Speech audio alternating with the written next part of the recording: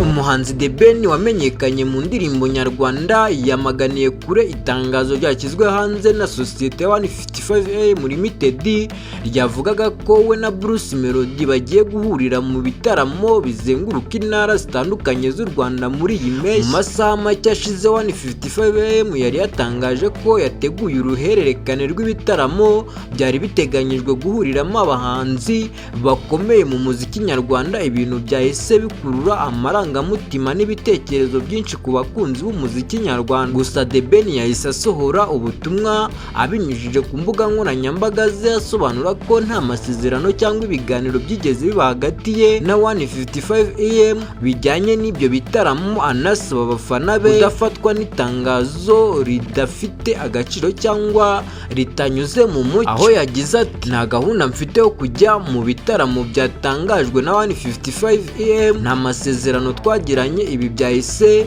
bituma benshi bibaza ku cyaba cyaratumye iryo tangazo ritangazwa hatabayeho ubwumvikane busesuye. Ku ruhande rwa Bruce Melody cyangwa 155am nta tangazo rishya ryari ryasohoka risobanura ku mugaragaro uko byagenze, ariko inkuru ikomeje kuba impamo ku mbuga nkoranyambaga, bamwe bashinja 155am gutangaza amakuru ataremejwe, abandi bagasaba impande zose kuganira zigashyira ibintu ku murongo. Ibi byabaye mu gihe abafana b'umuziki nyarwanda bakomeje kwifuza kubona ubufatanye n'ibitaramo binini by'abahanzi bakunzwe, ariko bikanagaragara ko itumanaho n'ubunyamwuga mu gutangaza amakuru bikiri ingenzi cyane mu rwego rw'imyidagaduro. Mwibaza nti ibi byashoboka bite kandi Bruce Melody na Theben bakunda guhangana mu bitaramo ndetse no mu bintu bigiye bitandukanye?